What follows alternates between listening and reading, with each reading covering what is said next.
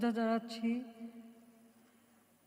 জাতীয় চার নেতার প্রতি এবং সশ্রদ্ধ সালাম জানাই মুক্তিযোদ্ধাদের প্রতি, যারা জীবনের মায়া ত্যাগ করে অস্ত্র হাতে নিয়ে যার যা কিছু আছে তাই নিয়ে যুদ্ধ করে এই দেশ স্বাধীন করে দিয়ে আছেন, বিজয় এনে দিয়েছেন। তাদের প্রতি অত্যন্ত বেদনার সাথে আমি স্মরণ করি ৭৫-১৫ আগস্ট। লাখো শহীদের রক্তে রঞ্জিত এই স্বাধীন বাংলাদেশ একটি যুদ্ধ বিধ্বস্ত বাংলাদেশ, যেখানে কোনো রিজার্ভ মানি ছিল না, কারেন্সি নোট ছিল না। এদেশের মানুষ প্রায় ৯০% মানুষই তো দরিদ্র, তার উপর ৮০% উপরে মানুষ একবেলা খাবার জুটতে পারত না, চিকিৎসা ছিল না, শিক্ষা ছিল না, কোনো অবকাঠামোগত উন্নতি ছিল না। মনে হতো যে শুধু ভাগ্যের উপরেই তাদের জীবনটা ছিল।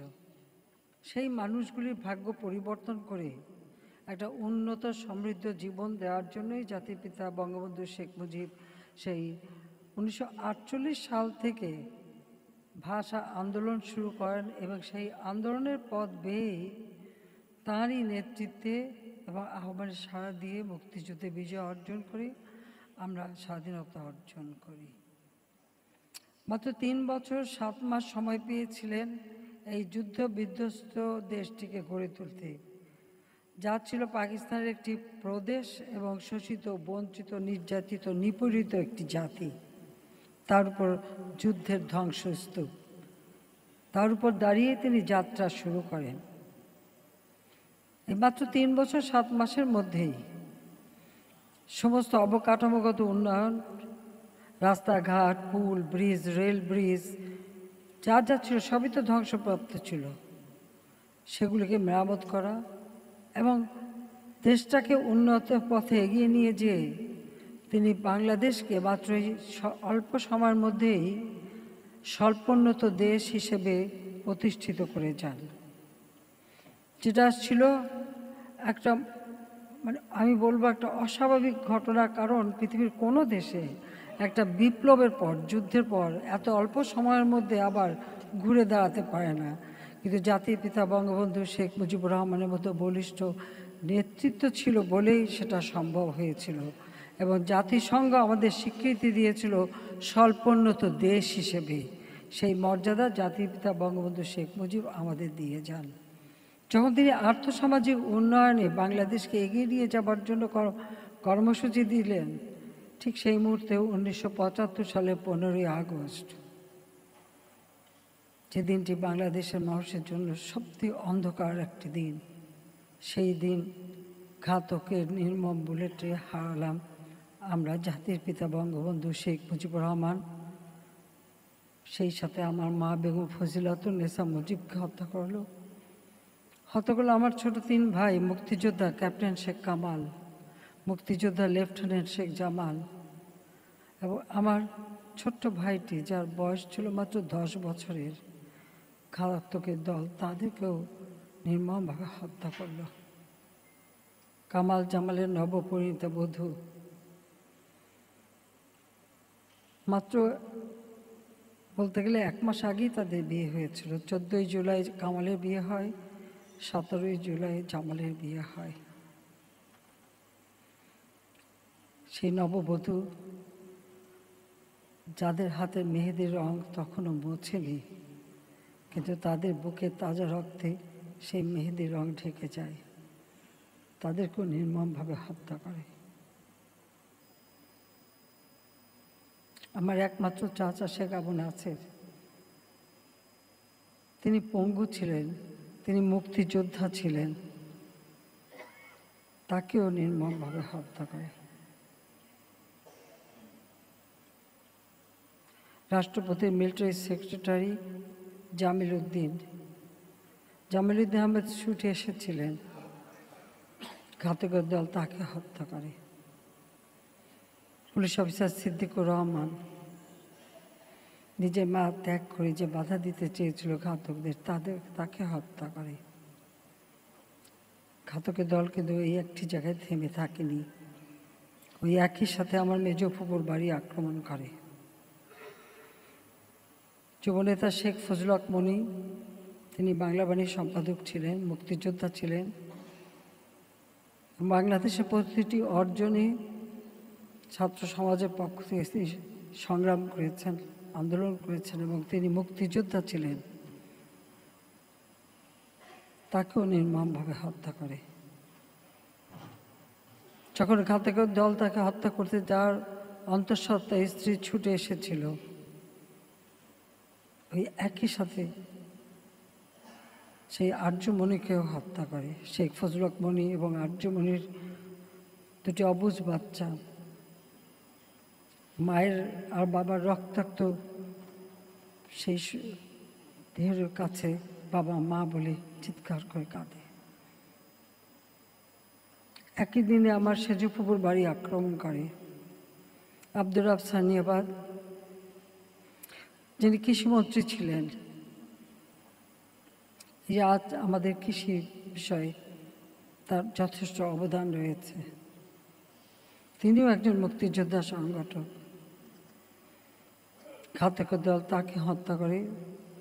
তার 10 বছরের ছেলে আরিফ, 13 বছরের মেয়ে বেবি, তার 4 বছরের নাতি সুকান্ত, ভ্রাতুষ্পুত্র, সাংবাদিক, মুক্তিযোদ্ধা এবং ভাগ্নে সহ সেখানেও নির্মমভাবে হত্যাযজ্ঞ চালায়।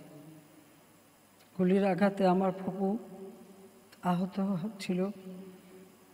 আমার ফুফাতো 2 বোন, এক ভাই, তারাও গুলির আঘাতে আহত এবং বাড়িতে আরও কাজের লোকজন অনেকেই মৃত্যুবরণ করে।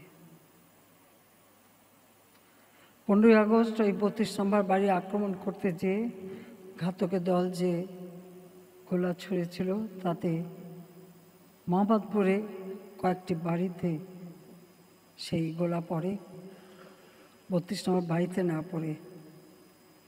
আর সেখানে কয়েকজন মানুষ নিহত হয় এবং আহত হয়। 15ই আগস্টে যারা শাহাদাত বরণ করেছে, আমি তাদের আত্মার মাগফিরাত কামনা করি। সবথেকে কষ্টের বিষয় হলো যেখানে তেমন কোনো ইস্যুই ছিল না, যে কোটা আমি সম্পূর্ণভাবে সেটা বাতিল করে দিয়েছিলাম। হাইকোর্টের রায় সেটা আবার যখন পুনর্বার নিয়ে আসা হয়, সরকারের পক্ষ থেকে আমরা আপিল করি। আপিল বিভাগ সেটা সেই হাইকোর্টের রায় স্থগিত করে দিয়ে পূর্ণাঙ্গ শুনানির তারিখ নির্দিষ্ট করে দেয়। কাজে আবার সেই কোটা ফিরে আসে, যে কোটা আর থাকবে না। আমার জারিকৃত প্রজ্ঞাপনটাই আবার কার্যকর হয়।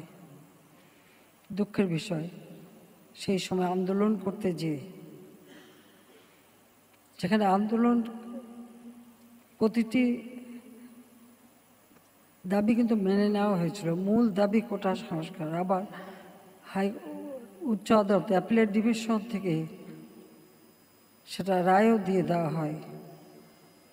কিন্তু তারপরেও এই আন্দোলনের নামে যে সমস্ত ঘটনা ঘটেছে, ধ্বংসাত্মক কাজ করেছে, তারপরে অনেকগুলি প্রাণ ঝরে গেছে। আমি কোনোদিন ভাবতে পারিনি যে এই সময় এই ধরনের একটা অবস্থার সৃষ্টি হবে, আর সেখানে এতগুলি তাজা প্রাণ যাবে। কারণ স্বজন হারা বেদনা নিয়ে আমি বেঁচে আছি। আমি জানি একজন আপনজন হারালে কি কষ্ট হয়। মানুষ একটা শোক সইতে পারে না। আর আমি তো গোটা পরিবার, আমি আর আমার রেহানা এবং আমরা যারা 15 আগস্ট আপনজন হারিয়েছি, আমরা তো সবাইকে হারিয়ে আছি। তারপরে তো সে হারাবার বেদনা নিয়ে ফিরে এসেছিলাম বাংলাদেশে, যে বাংলাদেশে তখন আমার বাবার ঘাতকরা ক্ষমতায়, যুদ্ধ অপরাধী যারা আমাদের মা বোনকে ধরে নিয়ে ওই পাকিস্তানি হানাদার বাহিনীর তাদের ক্যাম্পে তুলে দিয়েছে, গণহত্যা চালিয়েছে, অগ্নিসংযোগ করেছে, গ্রামের পর গ্রাম জ্বালিয়ে পুড়ে ছারখার করে দিয়েছে, লুটপাট করেছে। তারাই তখন ক্ষমতায় ফিরে এসেছে 15ই আগস্ট জাতির পিতাকে হত্যার পর। 6 বছর দেশে আসতে পারিনি, বিদেশে রিফিউজি হিসেবেই আমাদের থাকতে হয়েছে। আমার ছোট বোনের পাসপোর্টটাও যারা ক্ষমতা এসেছিল দেয়নি, রিনিউ করতে দেয়নি। 6 বছর পর বাংলাদেশ আওয়ামী লীগ আমাকে যখন সবার প্রতি নির্বাচিত করে ফিরে আসি, আমি ফিরে এসে বাংলাদেশের এমন কোনো অঞ্চল নেই, প্রত্যন্ত অঞ্চল আমি ভ্রমণ করি, কোন দেশে এলাকার মানুষ, যে দেশে বঙ্গবন্ধুর আমলে আমরা প্রবৃদ্ধি 9 ভাগ পর্যন্ত অর্জন করেছিলাম, মাথাপিছু আয় মাত্র 54 মার্কিন ডলার থেকে 277 মার্কিন ডলার উন্নীত করেছিলাম, সেই দেশ আবার পিছনে পড়েছিল, আবার হাহাকার, দুর্ভিক্ষ প্রতিনিয়ত দেখেছি। তারপরে যখন 21 বছর পর সরকার এসেছি, মন প্রাণ দিয়ে চেষ্টা করেছি বাংলাদেশের মানুষের ভাগ্য পরিবর্তন করতে। প্রথমে খাদ্য নিরাপত্তা, খাদ্য উৎপাদন বৃদ্ধি এবং খাদ্যের স্বয়ংসম্পূর্ণতা অর্জন, সেই সাথে পুষ্টি নিশ্চয়তা দেওয়া এবং শিক্ষা, স্বাস্থ্য, চিকিৎসা মানুষের দোরগোড়ে পৌঁছে দিয়ে এদেশের মানুষকে একটা উন্নত জীবন দেওয়া।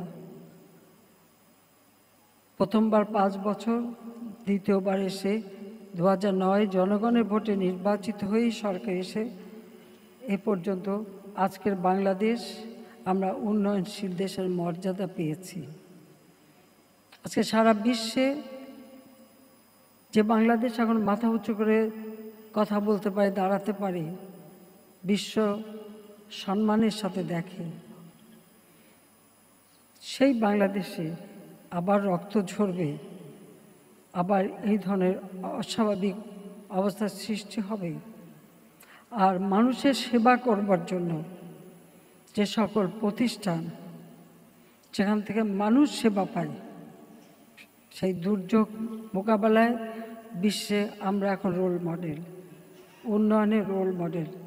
প্রতিটি প্রতিষ্ঠান অগ্নিসংযোগ, আর সেই সাথে সাথে মানুষের জীবন নেওয়া এবং বিভিন্ন শ্রেণী পেশার, আইন শৃঙ্খলা রক্ষাকারী সংস্থা থেকে শুরু করে ছোট শিশুটি। কেন এই রক্ত ঝরা? আজকে যাদের আমরা হারিয়েছি, আমি তাদের আত্মার মাগফিরাত কামনা করি।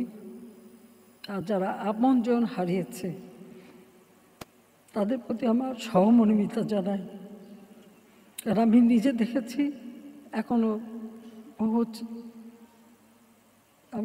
কালকে একটা ছোট শিশুকে পর্যন্ত দেখলাম। এটা অত্যন্ত কষ্টকর। আমি জানি না অপরাধটা কী ছিল আমাদের, যে ইস্যুটা নেই সেটা নিয়েই আন্দোলনের নামে এই ধ্বংসাত্মক কার্যকলাপগুলি, দেশের অর্জনকে নষ্ট করা, আন্তর্জাতিকভাবে বাংলাদেশের ভাবমূর্তি নষ্ট করা, কে কি অর্জন করলো সেটাই আমার প্রশ্ন। আমার কাছে ক্ষমতা তো ভোগের বস্তু না, আমি তো আয়াস আরাম করার জন্য ক্ষমতা আসিনি। আমি দিন রাত অক্লান্ত পরিশ্রম করেছি বাংলাদেশটাকে একটু উন্নত করতে, এবং সেটা আমি সফলভাবে করতে পেরেছি। আজকে বাংলাদেশ বিশ্ব উন্নয়নের রোল মডেল, সেই মর্যাদাটাকে কেন নষ্ট করা হলো সেটা বিচারের ভার আমি আপনাদের কাছে, দেশবাসীর কাছেই দিচ্ছি। আমি জানি বারবার মৃত্যুর মুখোমুখি হয়েছি, গুলি, বোমা, মিটিংয়ে বোমা পুঁতে রাখা, সরাসরি গুলি, গ্রেনেড হামলা করে মারার চেষ্টা, বহুবার আমাকে এই পরিস্থিতিতে পড়তে হয়েছে 81 সালে বাংলাদেশে আসার পর। আমি তো জীবনে পরোয়া করিনি। দেশের জন্য কাজ করতে হবে, দেশের মানুষের ভাগ্য পরিবর্তন করতে হবে, দারিদ্র্যের হাত থেকে দেশকে মুক্ত করতে হবে। একটি মানুষও ভূমিহীন গৃহহীন থাকবে না, তাদের বিনা পয়সা ঘর দিতে হবে। চিকিৎসা সেবা তাদের দোরগোড়ায় পৌঁছে দিয়ে তাদেরকে বিনা পয়সায় চিকিৎসার ব্যবস্থা করে দেওয়া। শিক্ষায় প্রত্যেকটা পরিবারকে সহায়তা, বৃত্তি, উপবৃত্তি দিয়ে সহযোগিতা করা, উচ্চশিক্ষার সুযোগ সৃষ্টি করা। অবকাঠামোগত উন্নয়নে আজকে বাংলাদেশের প্রত্যেকটা মানুষ চলাচলের সুবিধা পেয়েছে, আর্থিক সচ্ছলতা অর্জন করতে পারছে, তাদের উৎপাদিত পণ্য বাজারজাত করার সুযোগ পাচ্ছে। তো সেই সময় এই ধরনের একটা ঘটনা ঘটিয়ে একদিকে বাংলাদেশের উন্নয়নকে পিছনে ফেলা, আর একদিকে কতগুলি মায়ের কোল খালি করা। যারা স্বজন হারিয়েছে তাদের প্রতি আমার সহমর্মিতা জানাই। আর এ বিষয়ে ইতিমধ্যেই আমরা জুডিশিয়াল কমিটি গঠন করে দিয়েছি। কারণ দাবির অপেক্ষা আমি রাখিনি, আমি তার আগেই জুডিশিয়াল কমিটি করে দিয়ে, এবং আজকে আবার আমি নির্দেশ দিয়েছি। আমরা একজন জজ সাহেবকে দিয়ে করেছিলাম, সেখানে আমি বলেছি আরও দুজন জজ সাহেব দিয়ে, আরও দুজন লোকবল বৃদ্ধি করে দিয়ে এবং তার তদন্তের পরিধি বাড়ানো। সেই সঙ্গে আমরা জাতিসংঘের কাছে আবেদন করেছি যে আমরা আন্তর্জাতিকভাবে বিভিন্ন সংস্থা আছে, বিশেষ করে বিদেশে, তাদের কাছে আমরা সহযোগিতা চাই যে এই ঘটনার যথাযথ সুষ্ঠু তদন্ত এবং যারা এর সঙ্গে দোষী তাদের সাজার ব্যবস্থা। কারণ আমি জানি যেখানে আমার কোনো ঘাটতি ছিল না, যারা বসেছিল আমি বারবার আলোচনা, তাদের দাবি মানা সব থেকে, আর যার দাবি মানব কি, যেটা আমি করে দিয়েছি সেটাই তো, এটা তো আমারই করা, ইস্যুটা তো আমারই, আমিও আপিল করা হয়েছে অ্যাপেলের ডিভিশনে। তারপরে এই যে একটা ঘটনা ঘটিয়ে ঘোলাপাড়িতে মাছ শিকার করে দেশকে পিছনে টেনে নেওয়ার এই চক্রান্তে যারা জড়িত, সেটা আপনাদের খুঁজে বের করা উচিত। ওই ৭১-এ যারা পাকিস্তানি হানাদার বাহিনীর দোসর ছিল, তাদের চক্রান্ত বারবার আমাদের দেশকে পিছিয়ে নিয়ে গেছে। এটা হচ্ছে সবথেকে কষ্টের, সবথেকে দুঃখের। যাক, আমি যেহেতু স্বজন হারিয়েছি, আমি জানি কষ্ট, তাই আমি যারা আপনজন হারিয়েছেন তাদের প্রতিও আমার সহমর্মিতা জানাচ্ছি।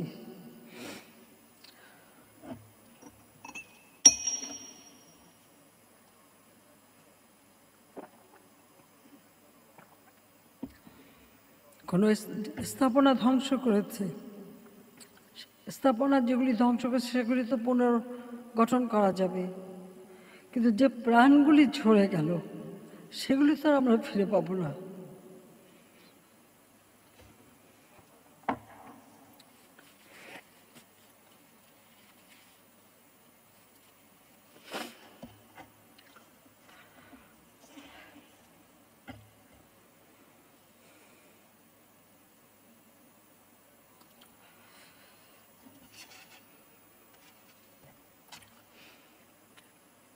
উপস্থিত সুধীমণ্ডলী,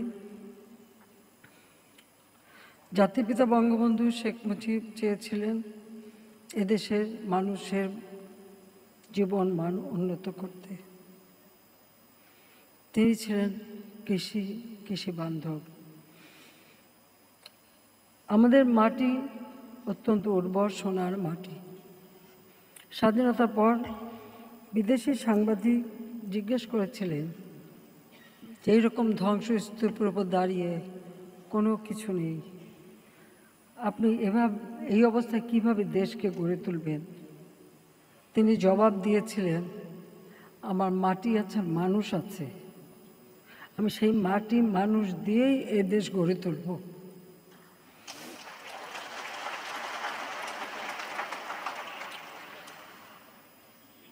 নয় মাসের মধ্যে তিনি আমাদের একটি সংবিধান উপহার দিয়েছিলেন, যে সংবিধানে মানুষের সকল মৌলিক অধিকারের কথা সুনিশ্চিত করে বলা আছে। তিনি দেশের মানুষের খাদ্য নিরাপত্তা নিশ্চিত করবার জন্য যেমন কৃষি গবেষণা, কৃষি উৎপাদন বৃদ্ধি, সেই সাথে পুষ্টি অধিকারটাও সুনিশ্চিত করবার জন্য তিনি উদ্যোগ নিয়েছিলেন। এবং তিনি বলেছিলেন, আমি কোট করছি, বলেছিলেন, মাছ হবে বাংলাদেশের দ্বিতীয় প্রধান বৈদেশিক মুদ্রা অর্জনকারী সম্পদ, আনকোট। নদী, নালা, খাল, বিলের দেশ আমাদের। কাজে তিনি এটাই মনে করতেন, যত আমরা বেশি উৎপাদন করতে পারবো, নিজেদের চাহিদা মিটিয়ে আমরা বিদেশেও রপ্তানি করতে পারবো। সমুদ্র সীমা মিয়ানমার এবং ভারতের সঙ্গে আমাদের সমুদ্র সীমা সুনির্দিষ্ট করা ছিল না। বঙ্গোপসাগরে আমাদের যে অধিকার, সে অধিকার নিশ্চিত করা ছিল না। 1974 সালে এই সমুদ্র সীমার একটি আইন জাতির পিতা বঙ্গবন্ধু করে দিয়ে যান। যে আইন জাতিসংঘ করেছিল 1982 সালে। জাতির পিতা বঙ্গবন্ধু শেখ মুজিবের যে দূরদৃষ্টি, এটাই প্রমাণিত। দুর্ভাগ্যের বিষয় হলো 15ই আগস্টের পরে যারা সরকার এসেছিল, তারা কখনোই সেই আইন মোতাবেক আমাদের সমুদ্র সীমায় যে অধিকার আছে, সেই অধিকারের কথা কখনোই স্মরণও করেনি, উল্লেখও করেনি, উদ্যোগও নেয়নি। 96 সালে সরকার আসার পর থেকে আমরা কিছু উদ্যোগ নেই এবং উদ্যোগ নিয়ে কি করণীয় সেটা ঠিক করি। মাত্র 5 বছর, অতি অল্প সময়। তারপরও জাতিসংঘে যে আনক্লজ আছে, সেখানে আমরা সই করি, যাতে সেখান থেকে আমরা সহযোগিতা পাই। এরপর 2001 থেকে 2008 আমরা সরকারি ছিলাম না। 2009 সরকারি আসার পর আমরা আবার উদ্যোগ নেই। 2 প্রতিবেশী দেশ বন্ধুত্বপূর্ণ সম্পর্ক রেখেও আন্তর্জাতিক আদালতে গিয়ে আমরা জয়ী হই এবং সেই বিশাল সমুদ্র সীমা আমরা অর্জন করি।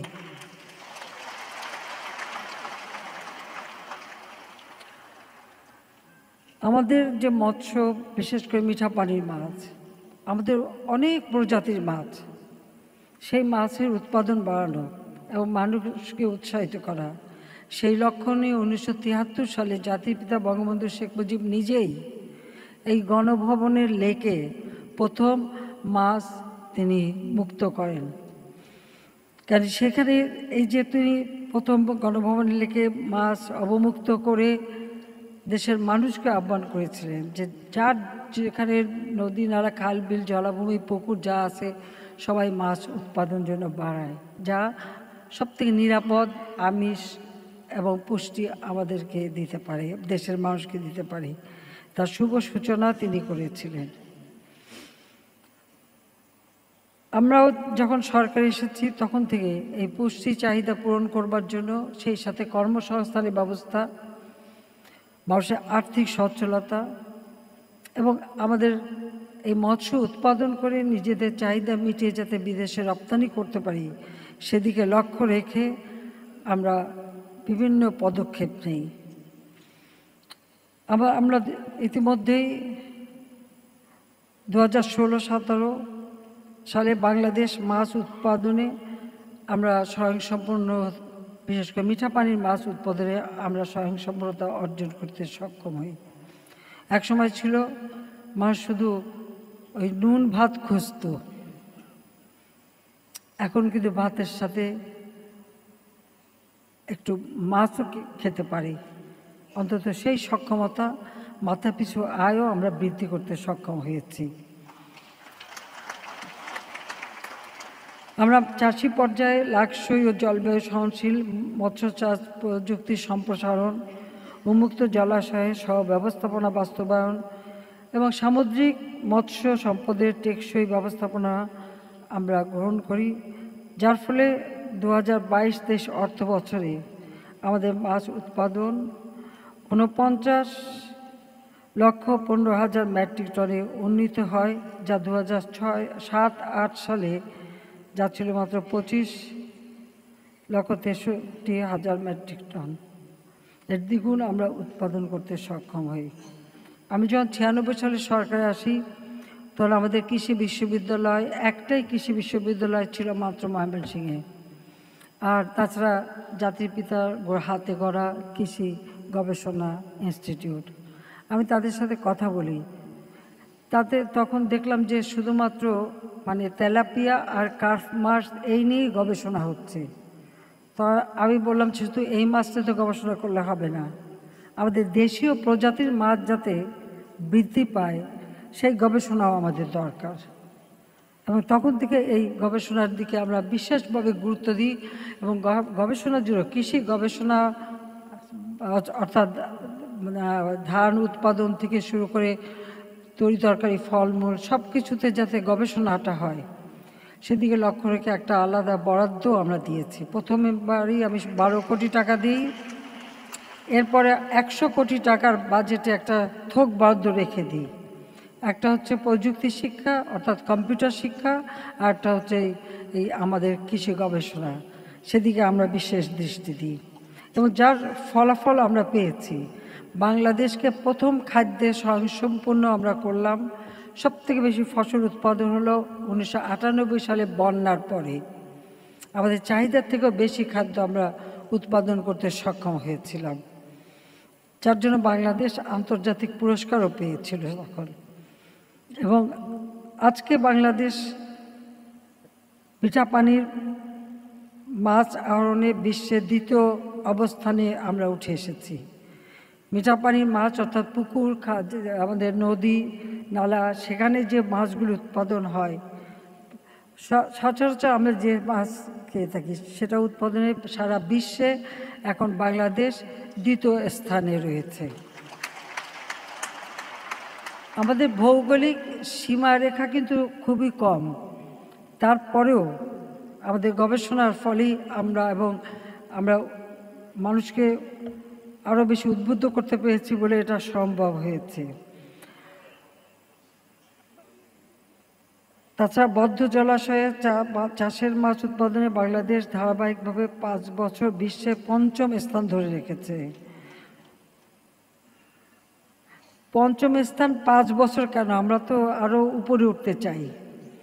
কাজে এখানে যারা আমাদের বাচ্চারা আছেন তাদেরকে বলবো যে আপনারা একটু উদ্যোগ নেন, আমরা যেন আরও উপরে উঠতে পারি।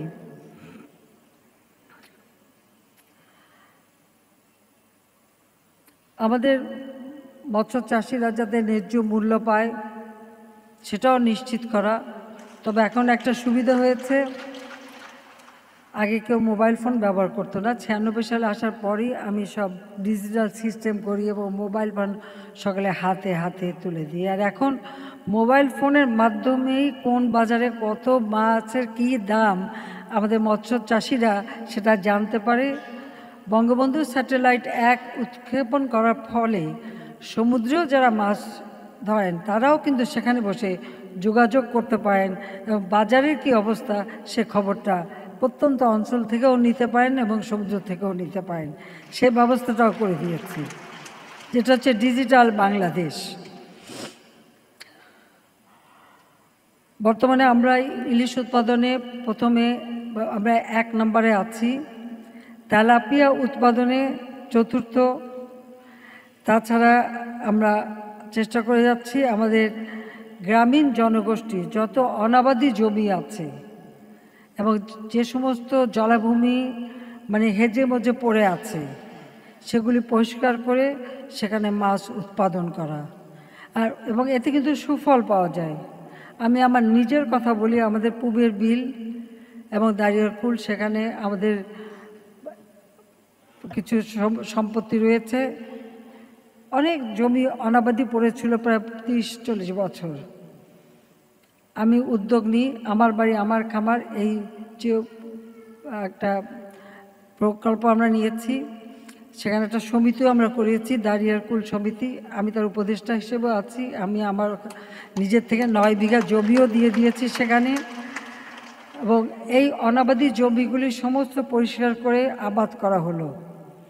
সেখানে যেমন ধান চাষও হলো, আর যেগুলো উঁচু জমি সেখানে তরি তরকারি, আর যেখানে জলাভূমিগুলি ছিল সেখানে মাছের চাষ।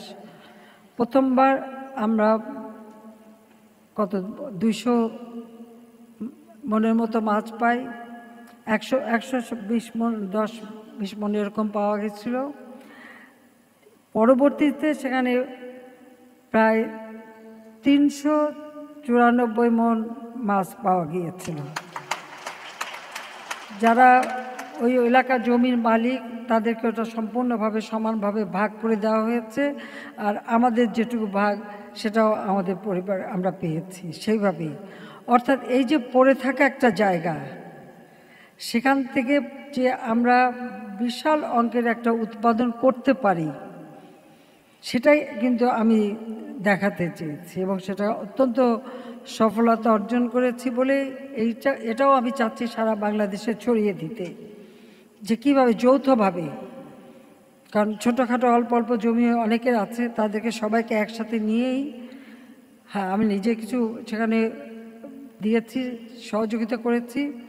তো এভাবে যদি আমরা প্রত্যেকটা অনাবাদি জমি চাষ করি, আর যেখানে আমাদের নদী নালা খাল বিল জলাভূমির দেশ, হাওর বাওরের দেশ, যেখানে যদি আমরা নিজেরা স্ব উদ্যোগ নিই, তাহলে আমাদের তো কোনো অভাব থাকার কথাই না, বরং সেগুলি প্রক্রিয়াজাত করে আমরা বিদেশেও রপ্তানি করতে পারি। আমাদের হাওর বাওর অঞ্চল যেমন কিশোরগঞ্জ, নেত্রকোনা, সুনামগঞ্জ, সিলেট, হবিগঞ্জ, এই সমস্ত অঞ্চল, বিশেষ করে সিলেট, নেত্রকোনা, কিশোরগঞ্জ, সুনামগঞ্জ, এই কিশোরগঞ্জ, সুনামগঞ্জ এবং নেত্রকোনায় ইতিমধ্যে আমি মৎস্য অবতরণ কেন্দ্র করে দিয়েছি। আগে ওখানে মৎস্য অবতরণ কেন্দ্র ছিল না, সেই হাওড় অঞ্চলে সেটা আমরা করে দিয়েছি। তাতে মৎস্য চাষিরা তারা কিন্তু লাভবান হচ্ছেন এবং তাদের মৎস্য উৎপাদন সেখানে রাখতে পারেন, তারপরে তারা ন্যায্য দামে বিক্রি করতে পারেন, সেই সুবিধাটাও আমরা করে দিয়েছি। চিংড়ি মাছ গবেষণার জন্য বাগেরহাটে গবেষণা ইনস্টিটিউট করে দেওয়া হয়েছে, আর চাঁদপুরে আছে ইলিশ গবেষণা ইনস্টিটিউট। আর অন্য মাছের গবেষণা তো হয়, কারণ চিংড়িটা আমরা বিদেশে রপ্তানি করি, কাজে সেটাকে যাতে মানসম্মত হয় এবং সেগুলি পরীক্ষা নিরীক্ষার ব্যবস্থাও আমরা করে দিয়েছি। আমাদের অর্থনীতিতে মাছের যথেষ্ট অবদান রয়েছে, কারণ আমাদের বাজেট ওই 2008 সালে যেখানে 68,000 কোটি টাকা ছিল, এবারে আমরা বাজেট দিয়েছি 7,97,000 কোটি টাকার বাজেট। কাজে আমাদের মাছ জাতীয় জিডিপিতে 2.53%, কৃষি জিডিপিতে 22.26% অবদান আমাদের এই মাছের থেকেই আসে। আর মৎস্য খাতের জিডিপি প্রবৃদ্ধি 2.81%। এখানে 14 লক্ষ নারী সহ প্রায় 2 কোটি জনগোষ্ঠী, অর্থাৎ প্রায় 12% অধিক লোক এই সেক্টরে বিভিন্ন কার্যক্রমে জীবিকা নির্বাহ করে। কাজে আমি মনে করি যে আমরা এই দিকে আরও বিশেষ আমাদের দৃষ্টি দেওয়া, কারণ মাছের কোনো জিনিসই কিন্তু ফেলা যায় না। মাছটা যখন প্রক্রিয়াজাত করি তার আঁশটাও কাজে লাগে, মাছের কাটাকুটিগুলিও কিন্তু এটা বাই প্রোডাক্ট হিসেবে ব্যবহার করা যায়। কাজে সেদিকে লক্ষ্য রেখে এটা একটা আমাদের অত্যন্ত অর্থকরী ফসল। তাছাড়া সমুদ্রের সীমা অর্জনের পর সমুদ্র সম্পদ আমাদের অর্থনীতিতে ব্যবহার করার জন্য আমরা ব্লু ইকোনমি ঘোষণা দিয়েছি, এবং সমুদ্র যেমন শুধু মাছ না, তেল, গ্যাস, খনিজ পদার্থ যেমন উত্তোলন করা, পাশাপাশি আমাদের মাছ এবং উদ্ভিদ, সমুদ্র উদ্ভিদ, সেগুলিও আহরণ করা। আমরা সি উইড ইতিমধ্যেই খুলে কিছু কিছু উৎপাদন শুরু করেছি। আমাদের পুকুর, লেক, খাল, জমি, সেখানে শুধু মাছের চাষ না, সেখানে মুক্তা চাষ করাটারও একটা সহজ পদ্ধতি আমি প্রথমবার সরকারি সেটা শুরু করেছিলাম। এখন এমনকি আমি গণভবনেও এটা শুরু করেছি। কাজে সেটারও একটা নমুনা আমরা সবাইকে দেখাবো, আর এখন অনেকে আমরা উৎসাহিত করছি। এটাও কিন্তু একটা অর্থকরী ফসল। এছাড়া কাঁকড়া, চিংড়ি, তারপর নানা ধরনের এমনকি শামুক, ঝিনুক কোনো কিছুই ফেলা যায় না, সবগুলিরই কিন্তু প্রয়োজন আছে। সবগুলি একটা যাতে উৎপাদন এবং সেগুলি প্রক্রিয়াজাত করা আমাদের নিজেদের কাজে ব্যবহার, বিদেশে রপ্তানি, সেই ব্যবস্থাটাও আমরা নিচ্ছি। আমরা ইতিমধ্যেই আমার সামুদ্রিক মৎস্য আইন 2020 প্রণয়ন করেছি, সামুদ্রিক মৎস্য আহরণ নীতিমালা 2022 এটা আমরা করেছি, সামুদ্রিক মৎস্য বিধিমালা 2023 প্রণয়ন করা হয়েছে।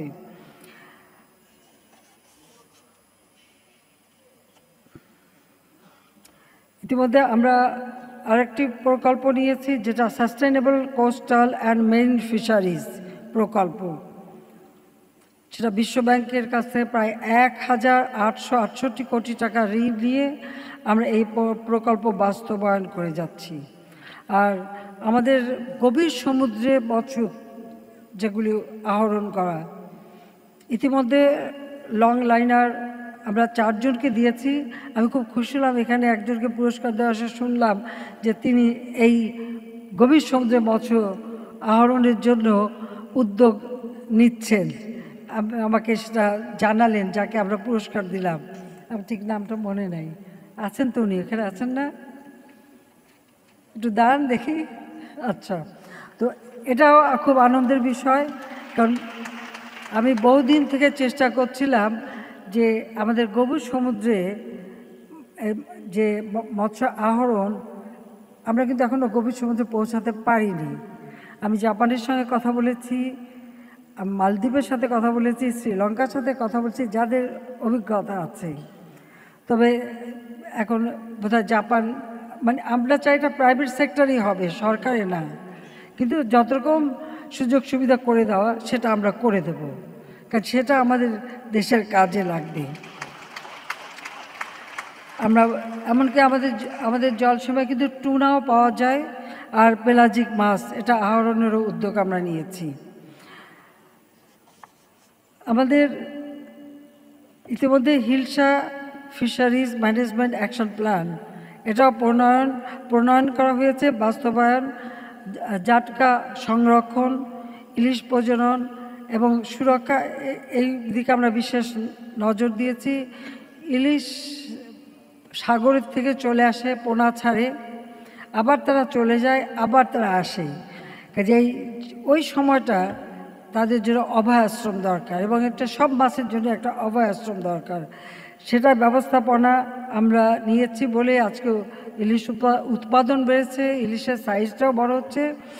সাথে সাথে আমাদের মৎস্য চাষিরা, তাদেরও যেন কোনো রকম কষ্ট না হয় সে ব্যবস্থাও আমরা নিয়েছি। যে সময়টা মাছ ধরা নিষেধ, সেই সময় আমরা আমাদের জেলেদের জন্য বিশেষ সুবিধা দিয়ে থাকি। আমরা বিনামূল্যে খাদ্য সাহায্য দেই।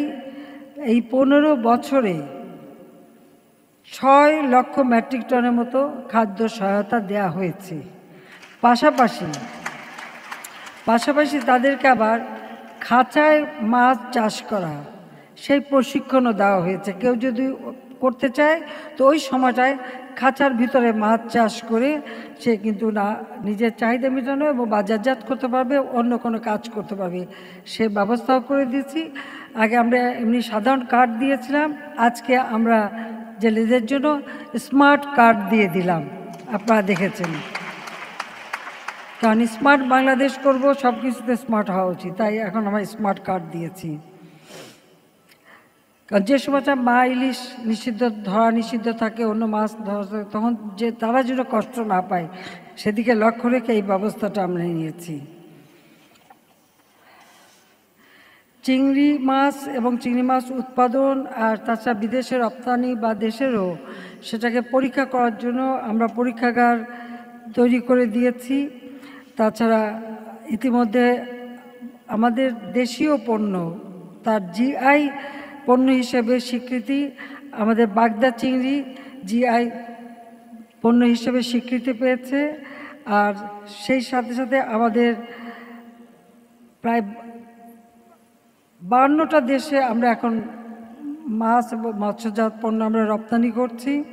তবে এই রপ্তানির সাথে ভ্যালু এডেড করা দরকার, অর্থাৎ প্রক্রিয়াজাত করে দিতে পারলে আরও বেশি অর্থ আমরা উপার্জন করতে পারি। পাশাপাশি মাছ কেটে পরিষ্কার পরিচ্ছন্ন করে দিলে পরে এখন তো ঘরে বাইরে সবাই কাজ করে, আর মানুষের মাথা পিছু আয় বেড়েছে, অত কাজের লোকও পাওয়া যায় না, কাজেই একেবারে রান্নার জন্য তৈরি। এভাবে গৃহিণীদের জন্য বেশি সুবিধা হবে, মাছ কাটাকুটা সব তৈরি থাকতে, সেটারও ব্যবস্থা নেওয়া হচ্ছে এবং ফ্রোজেন মাছও তৈরি করা হচ্ছে। আস্তে আস্তে এটা শুরু হচ্ছে, তবে বেসরকারি খাত এগিয়ে আসুক, আমি সেটাই চাই। আমরা জাতীয় চিংড়ি নীতিমালা 2014, মৎস্য পরিদর্শন ও মান নিয়ন্ত্রণ আইন 2020 প্রণয়ন ও বাস্তবায়ন করছি এবং আমরা এই খাতকে উৎসাহিত করার জন্য রপ্তানি মূল্যের 10% হারে বিশেষ প্রণোদনা দিচ্ছি। আমরা ইতিমধ্যে ঢাকা, চট্টগ্রাম, খুলনায় 3টা মান নিয়ন্ত্রণ ল্যাব আন্তর্জাতিক মানের সেটা উন্নীত করা হয়েছে এবং ক্ষতিকর রেসিডিউ দূষণ নিয়ন্ত্রণের জন্য জাতীয়ভাবে রেসিডিউ কন্ট্রোল প্ল্যান বাস্তবায়ন করা হচ্ছে, যা দেশের মানুষের জন্য নিরাপদ প্রাণীজ আমিষ নিশ্চিত করতে সহায়তা করবে। এবং আমরা মৎস্যজীবী এবং জেলেদের যে প্রাপ্য অধিকার সেটা নিশ্চিত করার ব্যবস্থা নিয়েছি। তাছাড়া প্রাকৃতিক দুর্যোগ, জলদস্যুর আক্রমণ, সুন্দরবন আমাদের গর্ব, রয়্যাল বেঙ্গল টাইগারও আছে, কিন্তু বাঘের থাবে অনেক সময় মানুষের ক্ষতি হয়। কাজে এখন একটা কথা বলবো যে সুন্দরবনের যে জলদস্যু ছিল বা বনদস্যু ছিল, তারা কিন্তু সারেন্ডার করেছে আমার কাছে এবং আমরা তাদেরকে ভালোভাবে কাজের ব্যবস্থা করে দিয়েছি, জীবন জীবিকার ব্যবস্থা করে দিয়েছি। এখন আর সুন্দরবনে বনদস্যুর উৎপাত নেই। কাজে যে যদি কোনো জেলে এই ধরনের কোনো যেমন বাঘ, কুমির বা সাপের কামড়ে মারা যায় বা কোনো ক্ষতি হয়, তার পরিবার যাতে সহযোগিতা পায় সেই ব্যবস্থাটাও আমরা নিয়েছি। আবার যারা বয়োবৃদ্ধ হয়ে যায় তার ব্যবস্থাও আমরা নিয়েছি। সেখানে নিহত জেলে পরিবার বা স্থায়ীভাবে অক্ষম জেলেদের আর্থিক সহায়তা নীতিমালা 2019 প্রণয়ন করা হয়েছে এবং সেই অনুসারে আর্থিক সহায়তা কার্যক্রম আমরা অব্যাহত রেখেছি। আমরা কোনোভাবে যদি আমাদের কোনো কারণে মানে মাছের উৎপাদন ক্ষতিগ্রস্ত হয়, তো মৎস্য চাষিদের আমরা খুব স্বল্প সুদে ঋণ দেই এবং তারা যেন নগদ অর্থ দিয়ে থাকি, তাদের কাজ যাতে তারা করতে পারে সেই ব্যবস্থাটাও আমরা করে দিচ্ছি। কাজে আমি মনে করি যে আমাদের গৃহীত পদক্ষেপ আজকে আমার দেশের মানুষের শুধু পুষ্টি চাহিদা পূরণ করবে না, পাশাপাশি তাদের জীবন জীবিকাও উন্নত হবে, আর আমরা রপ্তানি করে বৈদেশিক মুদ্রা অর্জন করে দেশকে আরও সামনের দিকে এগিয়ে নিয়ে যেতে পারবো। আমি এটুকু বলবো যে বাংলাদেশ আজকে এগিয়ে যাচ্ছে, এই ধারাটার জন্য অব্যাহত থাকে, সেভাবেই আপনারা সকলেরই সহযোগিতা চাই। আর আমাদের সব বিষয়ে উৎপাদন বাড়িয়ে দেশকে আমরা স্বয়ংসম্পূর্ণ করে সারা বিশ্বের দরবারে বাংলাদেশ যেন আত্মমর্যাদা নিয়ে চলতে পারে, তার জন্য সকলের সহযোগিতা কামনা করছি।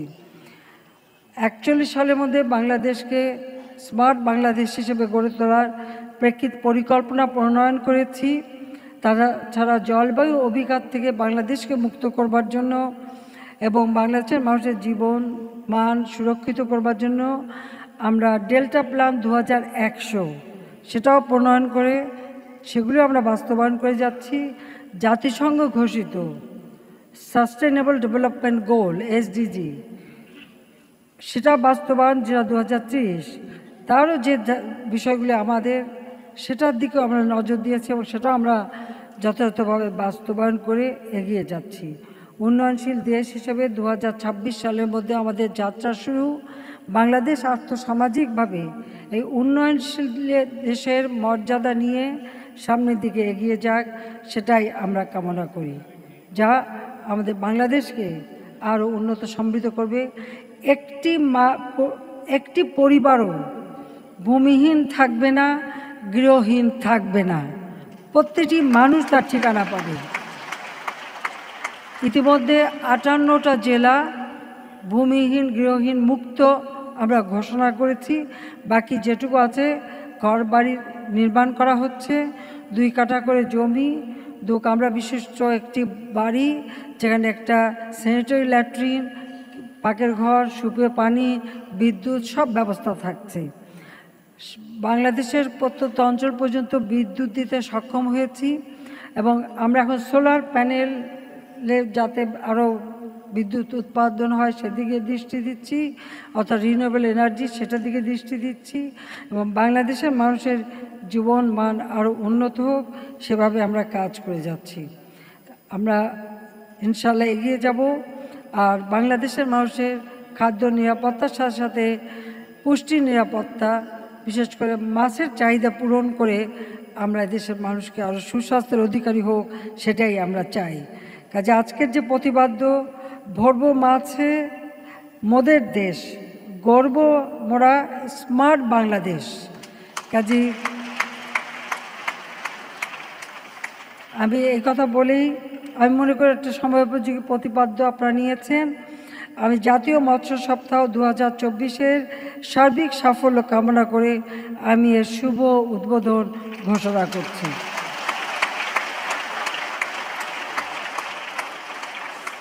আপনাদের সবাইকে আন্তরিক ধন্যবাদ জানাচ্ছি। খোদা হাফেজ। জয় বাংলা, জয় বঙ্গবন্ধু, বাংলাদেশ চিরজীবী হোক। মূল্যবান